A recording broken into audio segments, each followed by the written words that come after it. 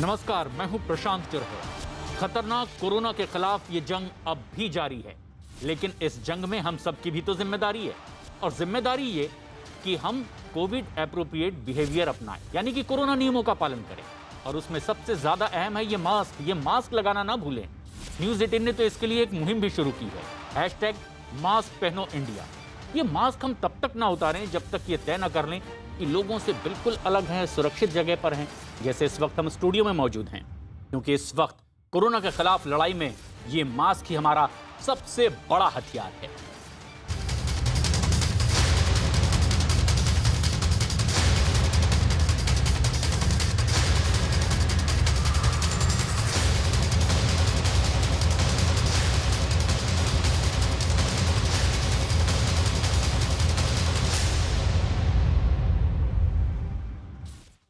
एक बेहद अहम खबर इस वक्त की दरभंगा मामले से जुड़ी हुई।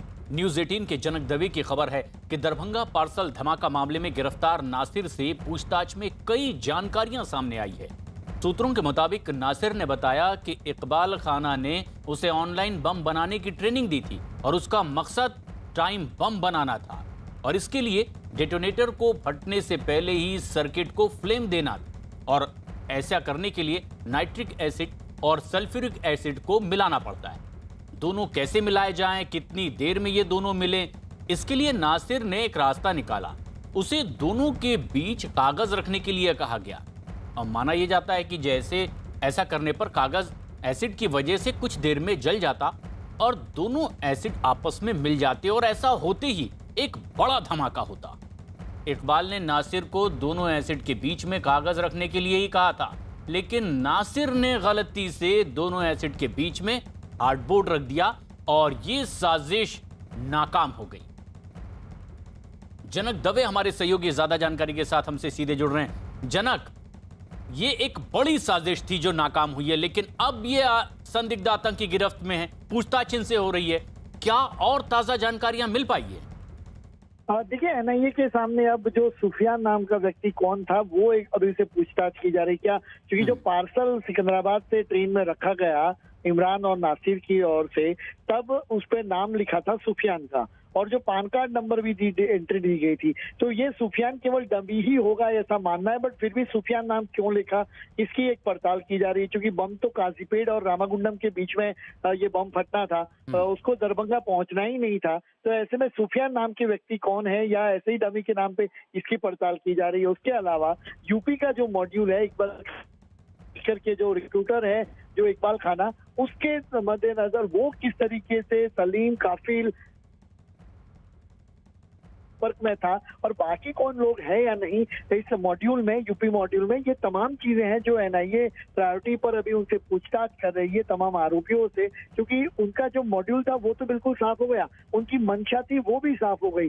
जहां धमाका करना था वो धमाका उस जगह पर न हुआ, उस साजिश का भी खुलासा हो गया। लेकिन अब तो टेक्निकल सर्वेलेंस में जो क्या बातें थी, इमरान ने की साजिश किए थे, इसके अलावा बाकी कोई लोग हैं या नहीं, ये सारी चीजें हैं जो एनआईए फिलहाल पूछताछ से जुटाने की कोशिश कर रही है।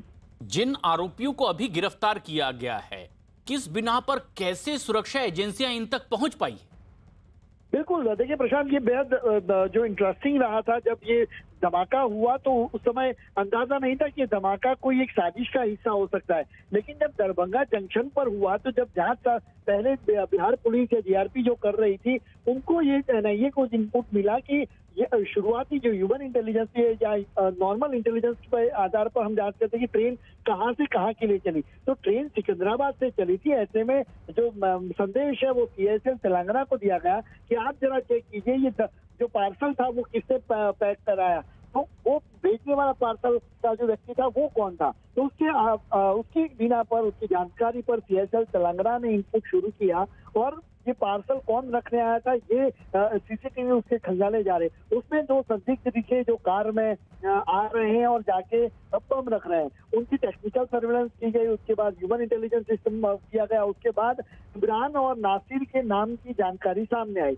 साथ ही में ये पार्सल में अगर कोई किसी सर्किट या उस तरीके से इस्तेमाल हुआ तो उससे बचने के लिए, क्योंकि वो मेटल डिटेक्टर से पास होते हुए पार्सल सारे रखे जाते हैं, ऐसे में उससे बचने के लिए वो शुरुआत में ही पकड़े ना जाए, इसके चलते इन्होंने केमिकल बम बनाया। तो ये सारी चीजें एक साजिश के तहत इमरान और नासिर ने इम्प्लीमेंट की थी। हालांकि उन्हें अंदाजा नहीं था कि वो कोई भी यहाँ से भागने की फिराक करेंगे और भागेंगे उससे पहले ही पुलिस उन तक पहुंच जाएगी। और जो मेरे विश्वसनीय ये के बता रहे हैं कि जब इमरान हैदराबाद से दिल्ली के लिए रवाना हो रहा था, उसी वक्त पर पुलिस ने उसे धर दबोचा।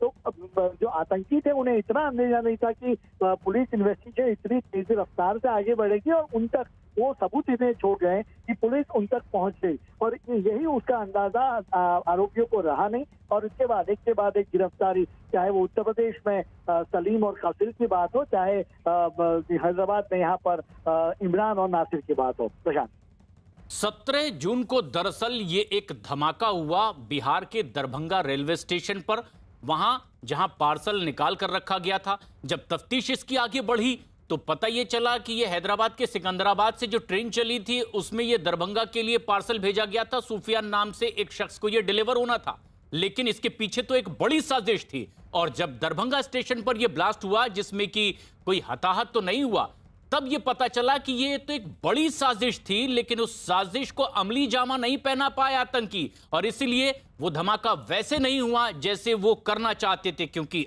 साजिश थी चलती ट्रेन में बड़ा धमाका करने की और उसे एक बर्निंग ट्रेन में कन्वर्ट कर देने की।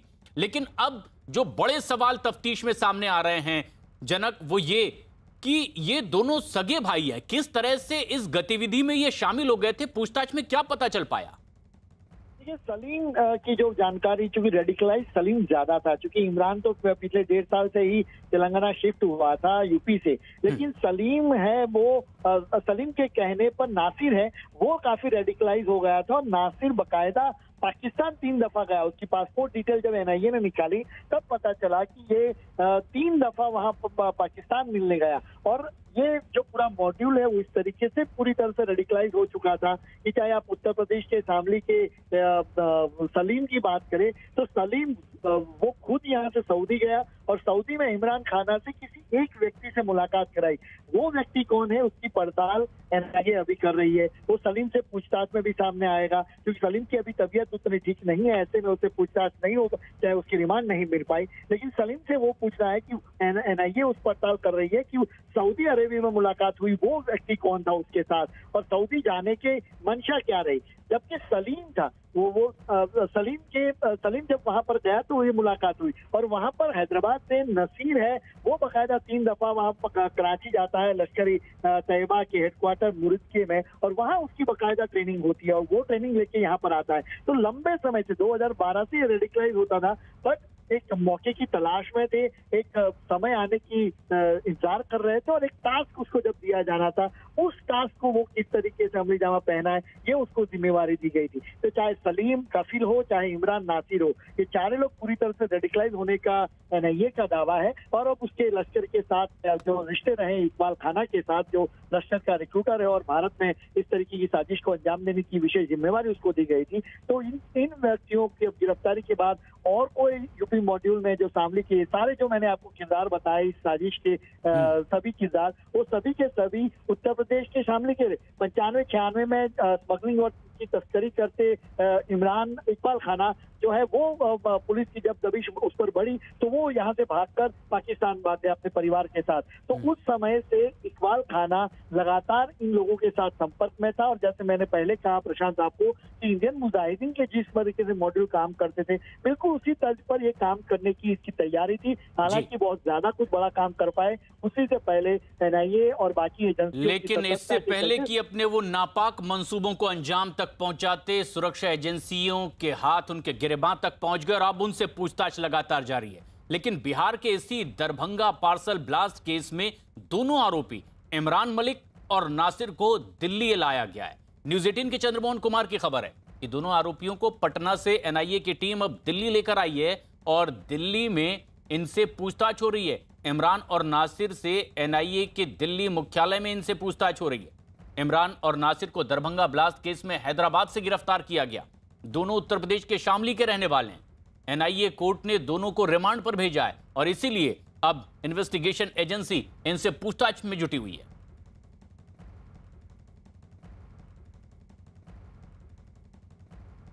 दरभंगा धमाके पर एक और बड़ी खबर इस वक्त की। न्यूज 18 के चंद्रमोहन कुमार की खबर है कि एनआईए की टीम कफील को लेने के लिए पटना बेउर जेल पहुंची थी और अब लेकर चली गई है। कफील को धमाके के मामले में यूपी से गिरफ्तार किया गया था और एक दिन पहले ही एनआईए कोर्ट ने पूछताछ के लिए रिमांड को मंजूरी भी दी और इसके बाद एनआईए की टीम कफील को पूछताछ के लिए अपने साथ ले गई है और उससे पूछताछ भी की जा रही है।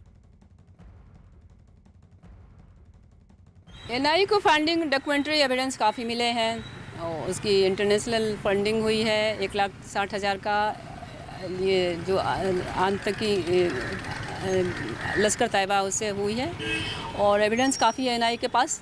तो हम ये चूँकि अंदर इन्वेस्टिगेशन है तो इसको अभी डिस्क्लोज डॉक्यूमेंट्स करेंगे नहीं और इसको ये सलीम को जुडिशियल कस्टडी में ही है। अभी एनआईए ने उसके हम लोग ने मांगा है ये काफिल का 6 दिन का और 9 तारीख तक मिला है। ये कितनी बड़ी साजिश रची जा रही थी? साजिश तो काफ़ी बड़ी थी और जब ये ब्लास्ट हो जाता तो काफ़ी जाने जाती। आप सोच सकते हैं कितनी अनलकली बच गए, छोटा ही होकर रह गया। संदीप बोल हमारे सहयोगी इस वक्त हमसे सीधे जुड़ रहे हैं। चंद्रमोहन कुमार जो पटना में मौजूद हैं। सबसे खास बात ये कि संदीप, दिल्ली इन्हें लाया गया है पूछताछ के लिए, किस मकसद से दिल्ली लाया गया है जिन लोगों को, और वहां इनसे पूछताछ हो रही है, किस तरह के कनेक्शन खंगाले जा रहे हैं? प्रशांत, देखिए, दिल्ली लाने का सीधा मकसद ये है कि इस जो टेरर प्लॉट था इसको ब्रॉड पर्सपेक्टिव में देखा जाए कि आखिर, क्योंकि ये साबित हो चुका है कि पाकिस्तान की तरफ से लश्कर तैयबा जो है वो इस पूरे ऑपरेशन को अंजाम देने के लिए फंडिंग भी दे रहा था, ट्रेनिंग भी दे रहा था। लेकिन क्या वाकई इन दोनों के अलावा भी कोई है जिनके साथ वो टच में था? इसके बारे में खुलासा होना बहुत जरूरी है और एनआईए उसकी पड़ताल कर रही है। क्या इसी तरीके के रेडिकलाइज लड़के जो है जिनको कि पाकिस्तान ने चूज किया यहाँ पे, और कितनी तादाद में है? क्या शामली में जहाँ पे इन दोनों का घर है, क्या उसके आसपास और भी ऐसे युवा हैं जिनको इन्होंने कांटेक्ट करने की कोशिश की किसी दूसरे ऑपरेशन के लिए? और पैसा, किस हद तक पैसा आया है, किस किस को पैसा डिलीवर हुआ है, कब कब डिलीवर हुआ है, ये पूरा मनी ट्रेल। तो ये कई सारी ऐसी चीजें हैं जिसको कि अब एजेंसी जो है एनआईए वो लगातार पता करने की कोशिश में लगी हुई है। आमने सामने बैठाकर कई अलग अलग तरीके के सवाल जवाब भी होंगे और उसके बाद ये कोशिश की जाएगी पता लगाने की कि आखिर इस पूरी साजिश में इनके अलावा और कौन है। अगर हम लोग पूरी इंसिडेंट की बात करें तो सिकंदराबाद में जिस वक्त ये पार्सल बुक कराया गया था और जब 17 तारीख को यहाँ पे ब्लास्ट होता है तो उसके बाद से ही जो है तफ्तीश शुरू की गई। तो सीसीटीवी फुटेज में सबसे पहला शख्स नजर आया, उसको सर्विलांस पे रखा गया। इनके साथ ये दिक्कत हो गई कि इन्होंने जो भी पार्सल पे नंबर डाला था वो नंबर जो है इनका खुद का नंबर था और उसके बाद ट्रेस करते करते जो है एजेंसी जो है पहुंची शामली और वहां पे जो है उन्होंने पूरे मूवमेंट को जो है नोटिस किया कफील और सलीम के, और उसके बाद जो है उनको पकड़ा गया जी। तो अब टेक्नोलॉजी इंटेलिजेंस के चलते जो है ये सारी चीजें इतनी जल्दी पकड़ में आई है। लेकिन अब सबसे बड़ी चिंता ये है कि क्या इसी तरीके की किसी और आतंकवादी गतिविधि को अंजाम देने के लिए ये लोग किसी और के साथ टच में तो नहीं थे कि आने वाले दिनों में कोई और दूसरा धमाका करें? ये तो बड़े सवाल है संदीप कि क्या इनकी कोई और भविष्य में इसी तरह की आतंकी वारदात को अंजाम देने की प्लानिंग तो नहीं थी। लेकिन उधर कफील को लेने के लिए बेउर जेल पहुंची थी एनआईए की टीम, उसे अपने साथ लेकर गई और पूछताछ हो रही है। चंद्रमोहन, अब किस तरह के एंगल्स खंगाले जा रहे हैं? कफील से जो पूछताछ हो रही है वो किस बारे में? बिल्कुल, देखिए, एनआईए की टीम कफील को लेकर एटीएस हेडक्वार्टर पहुंची है और सुबह से ही उनसे पूछताछ शुरू हो गई है। एटीएस और साथ ही जो एनआईए की टीम है वो यह खंगालने की कोशिश कर रही है कि सलीम और कफील, जो इसके मास्टरमाइंड माने जा रहे हैं सलीम, वो किस तरह से इस पूरे घटना को अंजाम देने के लिए, इस पूरे ब्लास्ट को अंजाम देने के लिए उन्होंने साजिश रची थी। और साथ ही यह भी खंगालने की कोशिश हो रही है कि जो सलीम हैं वो अब तक कितने बार पाकिस्तान जा चुके हैं और साथ ही कब कब उनकी बात हुई थी और जिस दिन धमाका हुआ था उस दिन क्या जो पाकिस्तान में बैठे हुए लोग हैं इनके आका हैं, उनसे भी लगातार संपर्क में हैं और जो कॉल डिटेल्स निकाले गए हैं उसमें कई अहम जानकारियां सामने आई है। साफ तौर पर यह माना जा रहा है कि जिस दिन यह धमाका हुआ था दरभंगा स्टेशन पर, उस दिन एक शख्स वहां पर देखा गया था जो काफ़ी बेचैनी में था, कभी बाहर निकल रहा था तो कभी ब्लास्ट के स्थान पर जा रहा था।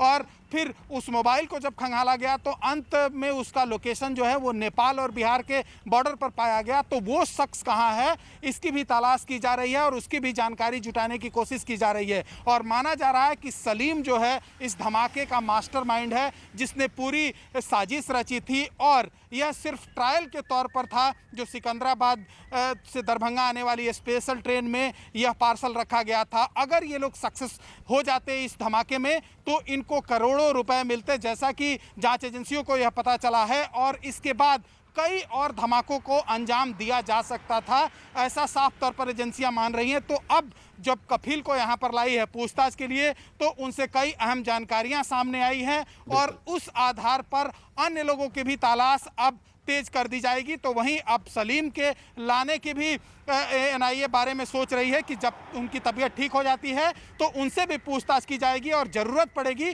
तो सलीम और कफील ये दोनों दिल्ली भी ले जाए जा सकते हैं और चारों को एक साथ, पहले तो अलग अलग रखकर फिर दो को एक साथ रखकर और फिर चारों को आमने सामने कर इस पूरे मामले की पूछताछ हो सकती है, जो मुझे जानकारी मिली है उसके मुताबिक। और ये पूछताछ इसीलिए भी आगे बढ़ रही है। लेकिन दिल्ली अब 2 आरोपियों को ला लिया गया है। संदीप, सवाल ये कि अगर हवाला के जरिए फंडिंग भी हो रही थी, ये शुरुआती जानकारी मिल रही है, तो कई और ईडी की छापेमारी हुई है, तफ्तीश हुई है, जिसमें यह खंगालने की कोशिश हुई है कि धर्मांतरण के लिए किस तरह से आतंकवादी संगठन इन्वॉल्व थे या फिर उन्हें हवाला के जरिए पैसा पहुंचाया गया है। क्या ये सारे कनेक्शन कहीं मिल भी सकते हैं? इस तरह की भी आशंका है हवाला के जरिए जिस तरह की फंडिंग हो रही थी। बिल्कुल, देखिए हवाला नेटवर्क जो है इस वक्त सबसे आसान तरीका है आतंकियों तक या उनके स्लीपर सेल्स तक पैसा पहुंचाने का। हालांकि काफी हद तक कंटेन किया गया है इस पूरे नेटवर्क पर, फिर भी इस तरीके की जो ट्रांजैक्शंस हैं हवाला के जरिए वो भी जारी है।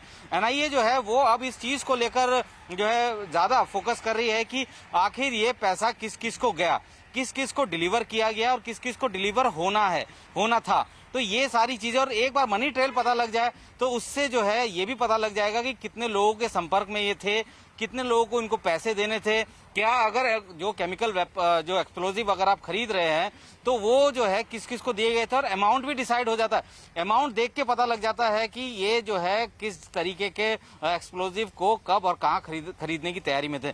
तो अभी मनी ट्रेल जो है वो सबसे इम्पोर्टेंट है और उसी से जो है काफी सारी कड़ियां जो है जुड़नी शुरू हो जाएंगी। क्योंकि अगर हम बात करें धर्मांतरण के कई सारे मामले सामने आए हैं, उसमें भी ये साफ हो रहा है कि किस तरीके से बाहर से फंडिंग हो रही है। तो हो सकता है कि सब कड़ियां एक साथ जुड़े, लेकिन अभी फिलहाल जो है दोनों को सेपरेट करके ही देखा जा रहा है। अगर इस पूरे इंसिडेंट के बाद जो है अगर कहीं से लगता है कि हाँ इनके तार उससे भी जुड़ रहे थे तो जाहिर सी बात है उस पर भी कार्रवाई होगी। लेकिन अभी सबसे बड़ी पहली जरूरी है कि क्या और भी ऐसे स्लीपर सेल्स है जिनको एक्टिवेट करने के लिए पैसा दिया जा रहा था, कब से दिया जा रहा था, कितना पैसा दिया जा रहा था, ये सबसे महत्वपूर्ण कड़ी है। जो क्या कोई और बड़ी आतंकी साजिश की तैयारी तो नहीं चल रही थी कि भविष्य में हिंदुस्तान में इसी तरह से कोई इस तरह के नापाक मंसूबों को अंजाम तक पहुंचाया जाए? इसके लिए भी ये पूछताछ जारी है और इनके ये मंसूबे नाकाम हो इसलिए सख्ती से इनसे पूछताछ भी की जा रही है। अपडेट्स भी आपसे लेते रहेंगे। लेकिन एक और बड़ी खबर इस वक्त आ रही है जम्मू से, जहां एक बार फिर से ड्रोन देखा गया है। न्यूज 18 के पवन शर्मा की खबर है कि जम्मू के बीरपुर मिलिट्री स्टेशन के ऊपर में बीती रात करीब 8:40 पर यह ड्रोन देखा गया है। सेना के जवानों ने इस ड्रोन पर फायरिंग नहीं की, लेकिन ड्रोन की तलाश के लिए पूरे इलाके में इस वक्त सर्च ऑपरेशन लगातार जारी है। जम्मू में ही 27 जून को एयरफोर्स स्टेशन पर यह ड्रोन से हमला किया गया था और इसके बाद लगातार 4 दिनों तक जम्मू के अलग अलग इलाकों में ये ड्रोन देखे गए थे और अब एक बार फिर बीती रात ये ड्रोन देखा गया है। ड्रोन की तलाश में अब इस पूरे इलाके में सर्च ऑपरेशन चल रहा है, लेकिन यह पहला मौका नहीं है। पिछले कुछ दिनों से लगातार इसी तरह से जम्मू के इन इलाकों में ड्रोन देखा गया है और इसीलिए किसी बड़ी साजिश की आशंका में इनकी तलाश लगातार जारी है। बीती रात 8:40 पर यह ड्रोन दिखाई दिया है। खास बात यह है कि मिलिट्री स्टेशन के नजदीक अगर इस तरह से संदिग्ध ड्रोन दिखाई देते हैं तो ये एक बड़ी साजिश की ओर इशारा करते हैं और बीती रात ऐसा ही हुआ है। बीरपुर में देखा गया है, जहां सेना का एक स्टेशन है और उसके इर्द गिर्द ये ड्रोन दिखाई दिया है। पवन, अब इस संदिग्ध ड्रोन के बारे में कुछ और जानकारी मिल पाई है सर्च ऑपरेशन में? हाँ, देखिए, कल रात को लगभग 8:40 पर बीरपुर जो मिलिट्री स्टेशन है, जो कालूचक और रत्नूचक का ऊपरी इलाका पड़ता है, पहाड़ी इलाका है, वहां पर ड्रोन देखा गया था। उसके बाद सर्च ऑपरेशन शुरू किया गया था सेना की ओर से, लेकिन अभी तक कोई भी जानकारी नहीं मिल पाई है। खास करके जो आसपास का इलाका था उसको खंगालने के बाद जो आर्मी का एरिया है वहां पे सर्च ऑपरेशन शुरू किया था सुबह भी, कि शायद कहीं जो ड्रोन देखा गया था उसने कोई ड्रॉपेज ना किया हो, कोई मटेरियल, वो भी नहीं मिल पाया है। और अभी भी अगर कहें तो पूरे इलाके में वहां पर जो आर्मी के जवान हैं वो तैनात हैं और आर्मी के कैंपों के भीतर अभी भी सर्च चल रहा है। कल रात को ड्रोन जो देखा गया था, उससे पहले भी कालूचक और रत्नूचक इलाके में लगातार ड्रोन देखे गए थे। जब एयरफोर्स स्टेशन के ऊपर ड्रोन से हमला हुआ था 27 तारीख को, तो उसके बाद लगातार जम्मू के आसपास के इलाकों में ड्रोन अक्सर आते दिखे थे। निया सेक्टर में भी ड्रोन दिखा था जो पाकिस्तान की तरफ से आया था, जिसके ऊपर फायरिंग की गई, वो वापस पाकिस्तान की ओर गया था। और माना जा रहा है कि ये सभी ड्रोन जो आ रहे हैं ये पाकिस्तान की तरफ से ही आ रहे हैं, लेकिन अभी तक एजेंसियों को कोई खास इनपुट नहीं मिल पाया कि आखिर ड्रोन कहाँ से ऑपरेट हो रहे हैं और ड्रोन कितने बड़े थे और ये कौन कौन से इलाके से आए थे। अभी तक पूरी पुख्ता जानकारी नहीं मिल पाई है, लेकिन माना जा रहा है कि पाकिस्तान की तरफ से ही ड्रोन जो है वो आ रहे हैं। लेकिन ऐसे सेंसिटिव इलाके में संदिग्ध चीजें देखने पर फायरिंग के भी ऑर्डर होते हैं, लेकिन इस पर फायरिंग नहीं की गई। क्या ठोस वजह इसकी सामने आई है अब तक? देखिए, 27 जून को जो ड्रोन अटैक हुआ था उसके बाद एंटी ड्रोन स्क्वाड तैनात किया गया है महत्वपूर्ण ठिकानों की ओर, लेकिन ये इलाका थोड़ा दूर था और इस वजह से वहां पर इसलिए भी फायरिंग नहीं की जा सकती होगी कि शायद वो इलाका ऐसा है, महत्वपूर्ण ठिकाना है कि फायरिंग नहीं की गई। लेकिन जो कालूचक में दिखा था उसके ऊपर फायर जरूर किए गए थे और जो अरनिया में दिखा उसके ऊपर भी फायरिंग की गई थी, लेकिन बीरपुर इलाके में इसके ऊपर सेना के जवानों ने फायरिंग नहीं की थी, क्योंकि वो एरिया ही ऐसा है सुरक्षा की दृष्टि से कि उसमें फायरिंग नहीं की जा सकती थी। यही कारण है कि वो जो है वो ड्रोन जो है वहां से वो साफ निकल गया। जी, लेकिन तफ्तीश और इसके लिए सर्च लगातार जारी, अपडेट्स आपसे लेते रहेंगे। लेकिन इस बीच कांग्रेस नेता दिग्विजय सिंह ने ड्रोन हमले की साजिश को बेहद गंभीर बताया है। साथ ही साथ दिग्विजय सिंह ने देश की सुरक्षा के मामलों में और ज्यादा सावधानी बरतने की भी सलाह दी है। सर, ड्रोन से हमला हो रहा है देश में, क्या देश खतरे में है? देश की सुरक्षा के मामले में हमेशा सचेत रहना चाहिए। इस बीच एक और बड़ी खबर आ रही है जम्मू से ही, जहां पर 2 दिन पहले हथियारों के साथ 2 आतंकी देखे गए। न्यूज 18 के नीतीश कुमार की खबर है कि दोनों आतंकियों को वहां आसपास के इलाके में देखा गया, जिनकी तस्वीर भी अब सामने आई है। इस बीच सुरक्षा बल आतंकियों की तलाश में वहां सर्च ऑपरेशन चला रहे हैं। लोगों से पूछताछ भी की जा रही है। जिन इलाकों में इन आतंकियों को देखा गया वहां इस पूरे इलाके की घेराबंदी की गई है, क्योंकि ये 2 हथियारबंद आतंकी दिखाई दिए। हालांकि शुरू में इसका स्केच भी बनवाया गया था और फिर उसके बाद इन आतंकियों की तस्वीर भी सामने आई जो स्केच से मैच करता हुआ दिखाई दिया है। लेकिन अब लोगों से पूछताछ जारी है कि किस तरफ जाते हुए ये आतंकी दिखाई दिए, क्योंकि दोनों आतंकी हथियारबंद थे। नीतीश हमारे सहयोगी फोन लाइन पर मौजूद हैं ज्यादा जानकारी के साथ। नीतीश, क्या और पता चल पाया है इन 2 संदिग्ध आतंकियों के बारे में जो हथियारबंद थे? देखिए प्रशांत, ये आतंकी तेजी के साथ लोकेशन अपना चेंज कर रहे हैं और जगह जगह जहां पर पुलिस, जहां पर सुरक्षा बलों का सर्च ऑपरेशन चलता है वहां से वो पहले ही निकल चुके होते हैं। जहां पुलिस को इन्फॉर्मेशन मिली थी कि यहाँ इस इलाके में इनका मूवमेंट हो सकता है, उन्हें ऐसा लगता है कि इन्फॉर्मर के जरिए पहले ही उनको सूचना मिल जाती है, वहां से लोकेशन चेंज कर लेते हैं। तो अभी इन आतंकियों की लोकेशन को ट्रेस किया जा रहा है, जगह जगह एक साथ दबिश दी जा रही है। इनकी तंजीम का पता नहीं चल पाया है। हथियारबंद है, AK-47 के साथ है, एक बैकपैक है पीछे में दोनों आतंकियों के, जिसमें आशंका जताई जा रही है कि उसमें हथियार होंगे, ग्रेनेड्स वगैरह हो सकते हैं। तो इनका मकसद जाहिर तौर से जिस तरह से हथियारबंद है कहीं ना कहीं हमला करने का होगा। तो सुरक्षा बलों ने जो पॉसिबल इलाके हैं उनके मूवमेंट की, वहां पर अपना सर्च जारी रखा है और इनके मूवमेंट को रेस्ट्रिक्ट करने की कोशिश की जा रही है कि एक इलाके में इनको रेस्ट्रिक्ट किया जाए और उसके बाद उसको जो वहां पर नैप किया जाए। तो अभी सर्च ऑपरेशन जगह जगह चल रहा है जहां जहां इनके पॉसिबल मूवमेंट हो सकती है। सकती है, क्योंकि अब ये भी पता नहीं है सुरक्षा बलों को कि ये आतंकी लोकल है या फिर इंटरनेशनल बॉर्डर बिल्कुल करीब है, कि इंटरनेशनल बॉर्डर क्रॉस करके सरहद पार से पीओके से वो जम्मू में घुसे हैं। तो फिलहाल इंटेंसिव सर्च ऑपरेशन जारी है और उन लोगों को ट्रैक करने की कोशिश की जा रही है। पूरे इलाके की घेराबंदी इसलिए कर ली गई है और इन आतंकियों की तलाश लगातार जारी है। अपडेट्स आपसे लेते रहेंगे। लेकिन राजस्थान में ऑक्सीजन कॉन्सेंट्रेटर की खरीद पर अब विवाद खड़ा हो गया है। राजस्थान बीजेपी ने ऑक्सीजन कॉन्सेंट्रेटर की खरीद में भ्रष्टाचार का आरोप लगाते हुए इसकी निष्पक्ष जांच कराए जाने की मांग की है। दरअसल कोरोना की दूसरी लहर के दौरान राजस्थान में सांसद और विधायक कोटे से ऑक्सीजन कॉन्सेंट्रेटर खरीदे गए थे, लेकिन अब बीजेपी ने इसकी खरीद और कीमतों को लेकर सवाल खड़े किए हैं। बीजेपी के कई विधायकों का आरोप है कि गहलोत सरकार ने कॉन्सेंट्रेटर सीधे कंपनी से नहीं खरीदे, इसकी बजाय उन लोगों से खरीद लिए गए जिनका मेडिकल व्यवसाय से कोई वास्ता ही नहीं था। इसके अलावा चीन की कंपनियों के बने कॉन्सेंट्रेटर की गुणवत्ता पर भी सवाल खड़े किए गए हैं। आरोप यह भी है कि जब कोरोना की दूसरी लहर खत्म हो रही थी तब भी ऑक्सीजन कॉन्सेंट्रेटर अस्पतालों में पहुंचाया गया।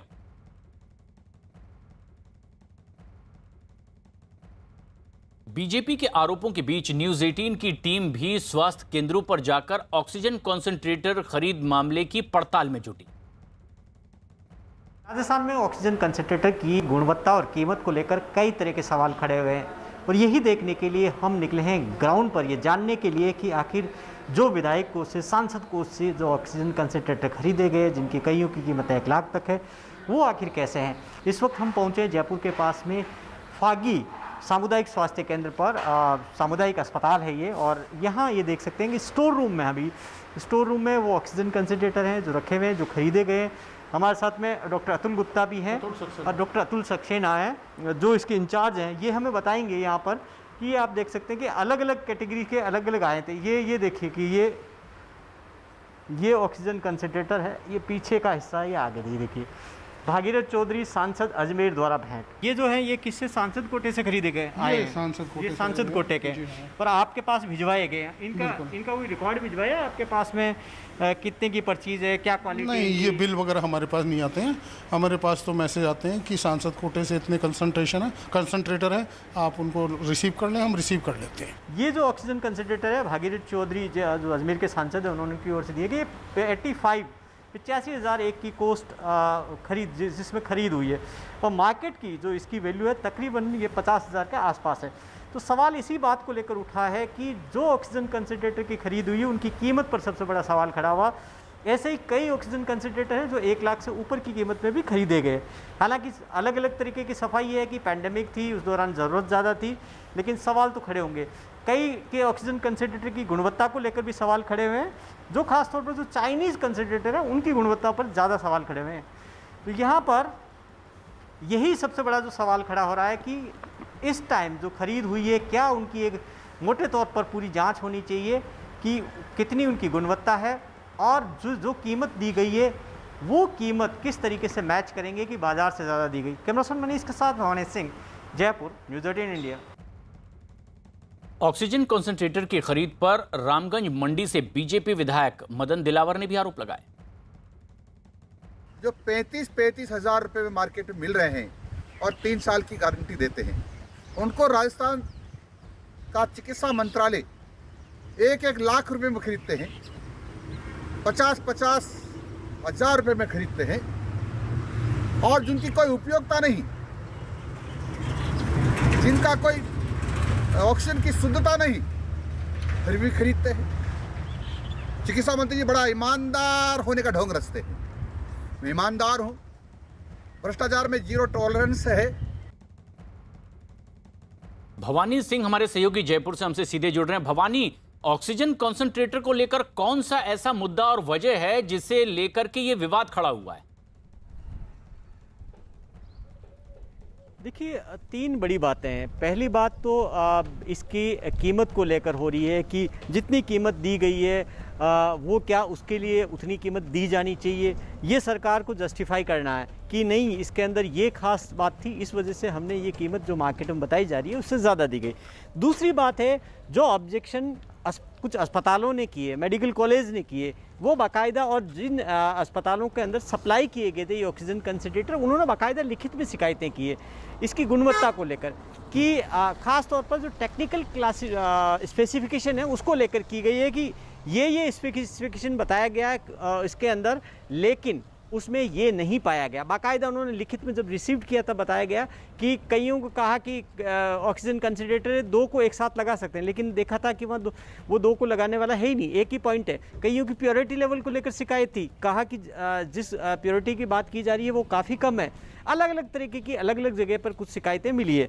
तमाम चीज़ें राजस्थान सरकार की नोटिस में भी है, ऐसा नहीं है कि जानकारी में नहीं, क्योंकि बाकायदा लिखित के अंदर की गई है। तो ये तमाम ऐसे काफ़ी सारे मसले हैं। और तीसरी बात है कि जिसके माध्यम से खरीद की गई उस पर सवाल है कि एक सरकार जब कोई परचेज करती है तो उसकी एक टेंडर होता है, एक प्रक्रिया होती है, उसको फॉलो करना होता है प्रोसेस को। लेकिन इसमें जो डॉक्यूमेंट्स है जो हमारे पास में भी अवेलेबल है उसमें दिखाया गया कि केबल वाले को माध्यम से खरीद रहे हैं या किसी एक्स के माध्यम से खरीदते हैं। हाँ, सरकार उस वक्त इमरजेंसी का वक्त था, शायद हो सकता हो कि उस टाइम इमरजेंसी के वक्त मदद ली गई, लेकिन क्यों ली की गई है, क्यों सीधे कंपनियों से अप्रोच नहीं किया गया, क्यों एजेंट की जरूरत पड़ी, ये है। और चौथी बात है कि जो विधायक और सांसद कोटे से जो कंसंट्रेटर खरीदे गए उसमें विधायकों को काफ़ी आपत्ति है कि उनसे इतना पैसा विधायक कोष में लिया गया, जबकि जो क्वालिटी के कंसंट्रेटर खरीदने चाहिए वो नहीं खरीदे गए। जी, ये कई सवाल हैं जो खड़े भी किए जा रहे हैं और आपने मौके पर पहुंचकर उन चीज़ों को नज़दीक से देखा है और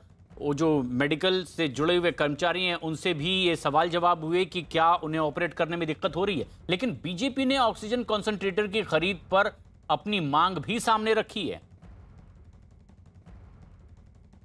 कंसंट्रेटर्स के मामले में जब आम आदमी आज भी हम जाएं और उस समय जब कोविड के दौरान भी अगर सामान्य व्यक्ति ने खरीद करने की कोशिश की तो उसको आराम से कहीं 30,000, 35,000, 50,000 तक अधिक तक देने पर उसको कंसंट्रेटर मिल रहे थे। और उसी चीज़ को राजस्थान सरकार 1 लाख में खरीदने का काम कर रही है और बड़े पैमाने पर खरीद की। 400 के आसपास वेंटिलेटर्स एक ज़िले में कंसंट्रेटर्स एक ज़िले में खरीदने का काम हुआ है। बड़े पैमाने पर घोटाला, इसकी पूरी तरह जांच होनी चाहिए।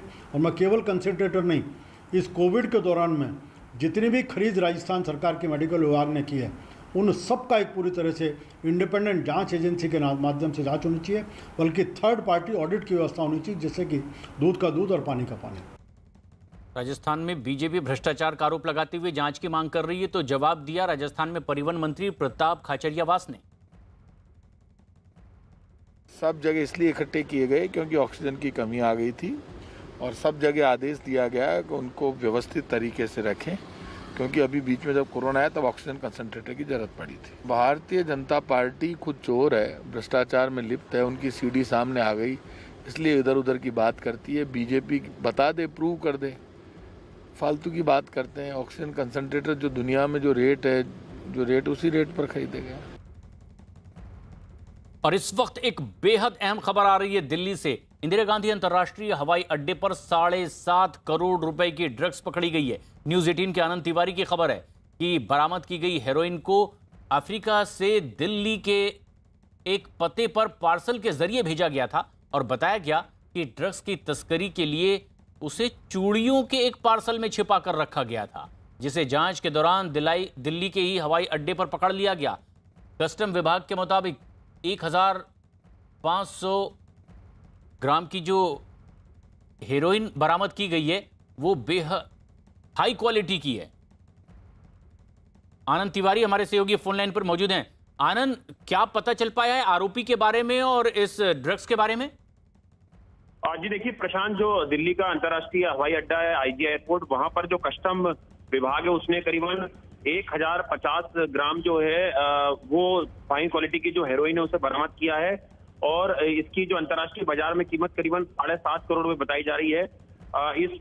बता दें कि इस पूरी जो ड्रग्स की खेप थी इसे यूनिक तरीके से जो छुपा के लाया जा रहा था, चूड़ियों के अंदर बाकायदा इन्हें छुपा के लाया गया था। और जब वहां पर चेकिंग हुई उस दौरान एजेंसी को शक हुआ, कस्टम अधिकारियों को, और जब इन चूड़ियों को तोड़ा गया तो उसके अंदर बड़ी यूनिक तरीके से ग्रेविटी बनाकर इनको वहां पर छुपाया गया था और उसके बाद कस्टम विभाग ने ये जो ड्रग्स की खेपें वहां से बरामद की है। 1 किलो से भी ज्यादा ड्रग्स दिल्ली एयरपोर्ट पर बरामद की गई है। और अब इस पूरे मामले में तफ्तीश भी की जा रही है, क्योंकि ये हाई क्वालिटी की ड्रग्स बताई जा रही है। जो हेरोइन बरामद की गई है 1 किलो से भी ज़्यादा की क्वांटिटी थी इस हेरोइन की, और करोड़ों में इसकी आंका जा रहा है इसका मूल्य। लेकिन अब ये भी पड़ताल की जा रही है कि कौन कौन इसके पीछे थे, और ये भी देखने की कोशिश हो रही है कि क्या पिछले कई दिनों से इस तरह का कोई नेटवर्क इसके पीछे लगा हुआ था।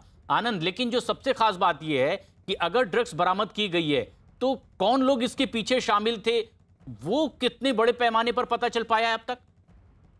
जी देखिए प्रशांत, अफ्रीका से ये जो ड्रग्स की कंसाइनमेंट है ये दिल्ली के एक पते पर आ रही थी, और उसके बाद जब इस पार्सल जो था उससे खोला गया तो उसके अंदर से ये जो चूड़ियां हैं वो मिली हैं, और चूड़ियों को जब तोड़ा गया, आप वीडियो में देख सकते हैं कस्टम अधिकारियों ने, तो उसके अंदर से ये जो ड्रग्स है वो बरामद की गई है। तो बिल्कुल ही यूनिक तरीके से कस्टम विभाग इसके पहले भी कई तरीके से जो अलग अलग तरीके से जो ड्रग्स की खेप है वो भारत आई जा रही थी अफ्रीका से या अफगानिस्तान से, और बाया एयरपोर्ट के जरिए, और उन्हें कभी जूतों के अंदर, कभी जो बैग होती है बालों की उसके अंदर, तो अलग अलग तरीके से छुपा के लाया था, उसमें ही कस्टम विभाग ने और बेहद अनूठे तरीके से इस बार ये जो स्मगलिंग की जा रही थी उसे आखिरकार दिल्ली के अंतर्राष्ट्रीय एयरपोर्ट पर पकड़ लिया गया है।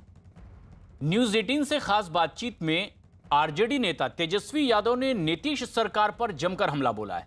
उन्होंने साफ कहा कि नीतीश सरकार का जाना तय है, साथ ही साथ एलजेपी में टूट के लिए भी उन्होंने नीतीश को ही जिम्मेदार बताया।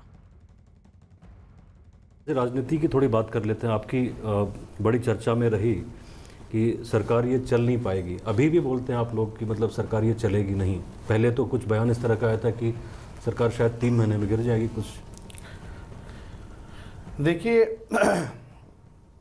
सरकार चोर दरवाजे से आई है। जनता ने जनादेश जो है महागठबंधन को दिया, और चुनाव आयोग ने अपने नतीजे सुनाए।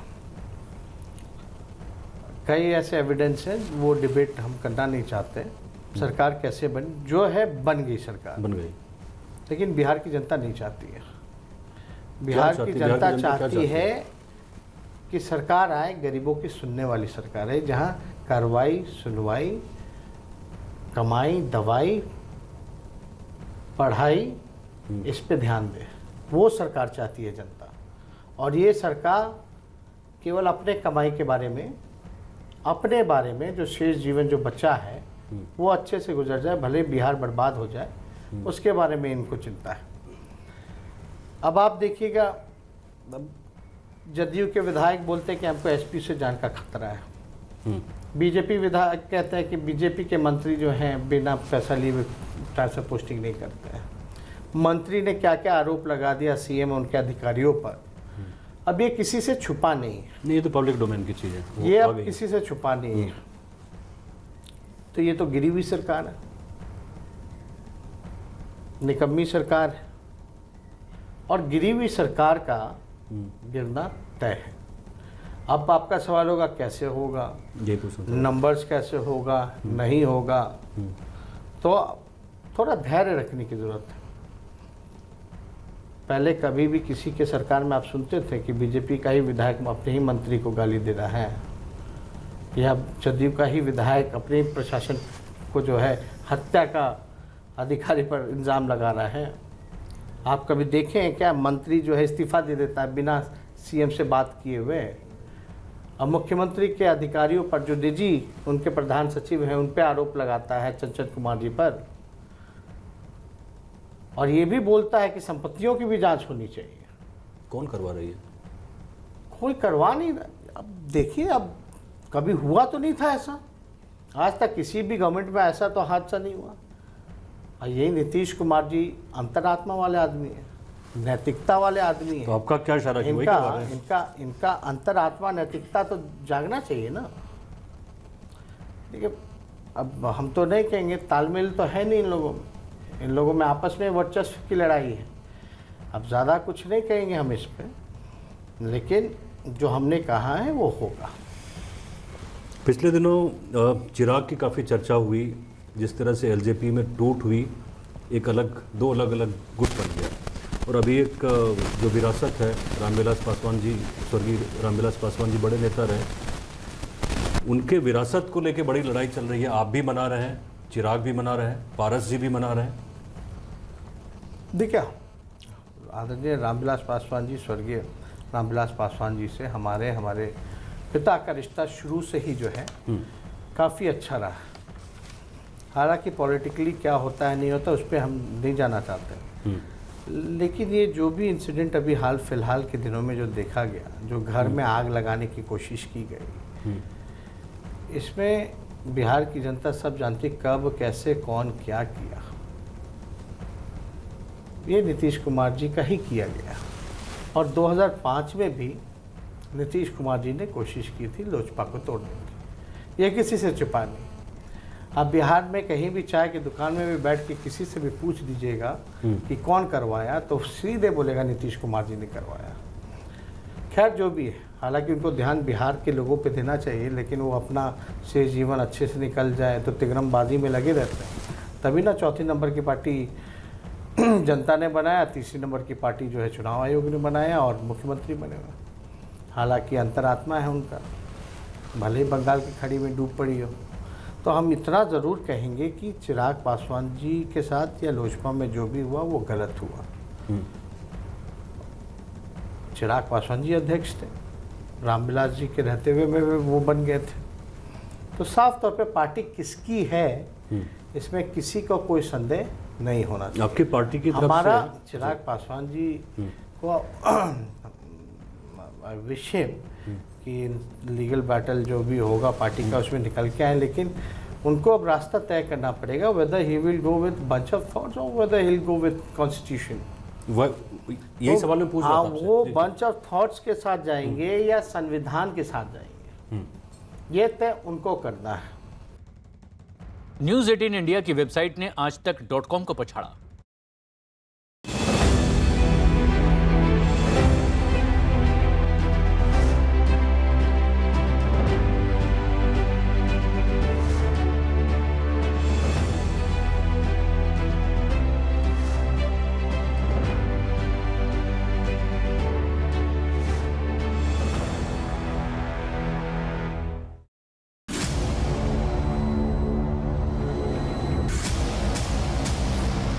कौन कौन लोग बड़े प्रमुख तौर पे शामिल थे और कैसे ये सीमा पार से साजिश रची गई।